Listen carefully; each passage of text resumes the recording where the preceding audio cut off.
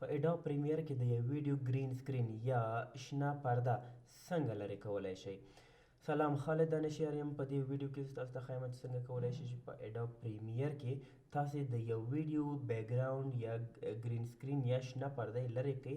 که چېرته تاسو د سبسکرایب بټن په بلې ویډیو باندې اچول غواړئ نو هم تاسو کولی شئ چې د هغې گرین سکرین یا بیکګراوند یې لرې کړئ او په خپله ویډیو باندې هغه بټن واچوئ.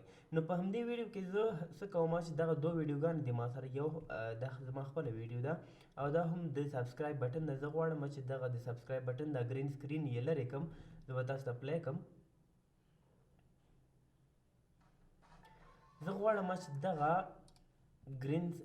گرین سکرین یا دغه شنه پرده ورڅخه لرې کړم او تنها دغه د سبسکرایب بټن په خپله ویډیو باندې واچوم. نو د ویډیو د شروع کولو څخه مخکې که چېرته زما یوټیوب چینل ته نوي راغلي یاست، چینل در سره سبسکرایب کړئ تر څو زما هر یو ویډیو تاسو ته په خپل وخت در ورسیږي. نو تر ټولو لومړی زه راځم اډوب پریمیر اوپن کوم. په اډوب پریمیر تاسو سره چې هر یو ورژن انسټال وي په خپل کمپیوټر کې، ګورئ ما سره 2019 انسټال ده. نو که تاسو سره 20 انسټال وي یا 13 یا بل کوم ورژن وي نو په هر یو کې تاسو کولی شئ دغه کار تر سره کړئ.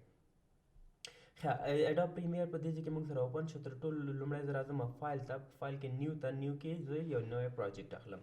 پروجیکټ ته زه نوم ورکوم چې گرین بیک ما ورته نوم ورکړ او بیا راځم اوکې باندې کلیک کوم. ښه، دلته موږ سره پروجیکټ کریټ شو. زه څه کوم د ویډیو دې ځای کې امپورټ کوم.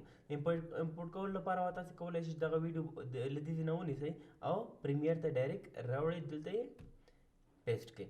نو په دې طریقې هم راوړلی شئ. همدارنګه تاسو کولی شئ دلته رایټ کلیک وکړئ او امپورټ آپشن باندې کلیک وکړئ او هغې ویډیو چې په کوم ځای کې تاسو سره موجوده وي هغه تاسې راوړئ. زه راځم دا په دې ځای کې اوپن کوم. ښه، نو ګورئ دغه دواړه ویډیو موږ سره په پریمیر کې موږ امپورټ کړي. اوس زه څه کوم، دغه ویډیو راوړم په ټایم لاین کې دلته ډریګ کوم.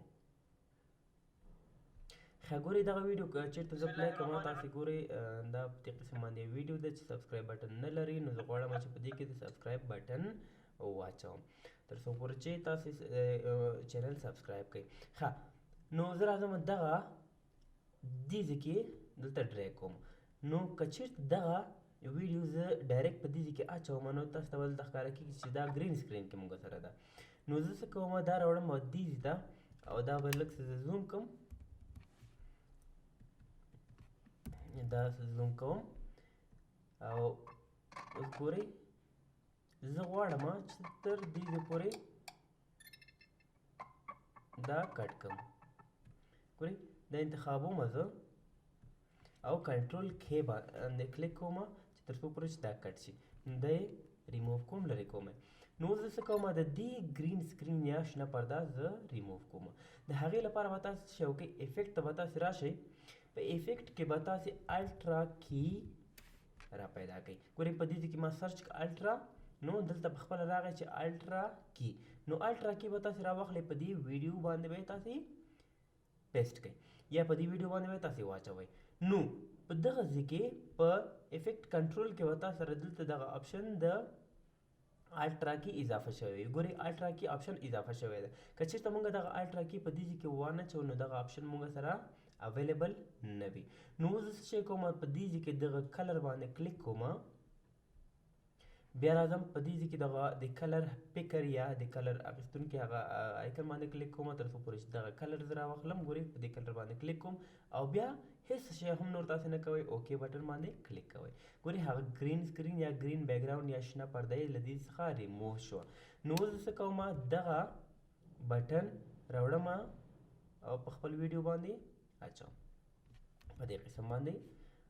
نو که چېرته تاسو غواړئ چې په مختلفو ځایونو کې دغه بټن واچوئ نو تاسې کولی شئ چې دغه ونیسئ او الټ بټن په نیولو سره دا له دې څخه ډریګ کړئ.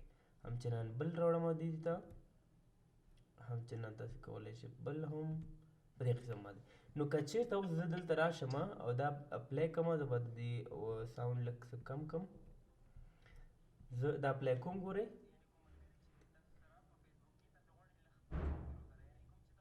ګورئ هغه د سبسکرایب بټن مونږ سره په دې کې راښکاره شو. نو که چېرته دا په دې کې راشي نو هغه د ویډیو شاته مزاحمت کوي یا لیدونکي خسته کن کېږي. نو زه څه شی کوم دغه سبسکرایب بټن دې ته راوړم یا هم لاندې برخې ته یې راوړم. د لاندې برخې ته راوړلو لپاره به تاسو څه شی وکړئ، په دې باندې به کلیک وکړئ او بیا به د دې کې پوزیشن تاسې چینج کړئ. زه راوړم دې کونج ته او بیا لاندې هم راکښته کوم په دې قسم باندې. نو هر کله چې دغه موقعیت راځي، دغه ځای راځي، نو په دې ځای کې به د سبسکرایب بټن راښکاره کېږي په دې شکل باندې. په همدې شکل باندې تاسې کولی شئ دغه بیرته ریموو کړئ تر څو پورې چې هغه پوزیشن یې د ټولو یو قسم اوس دا لرې کوم او اوس دا الټ نیسم، دا راوړم دلته، دا بیا راوړم په دې ځای کې، په دې ځای کې، په دې ځای کې. په څومره ځایونو کې چې تاسې اچول غواړئ نو تاسې کولی شئ دغه سبسکرایب بټن دې ځای ته راوړئ. ګورئ زه دا دلته پلی کوم، یو چې کله راشي نو هغه بیرته ځي نو بل به هم ورسره مستقیما راځي.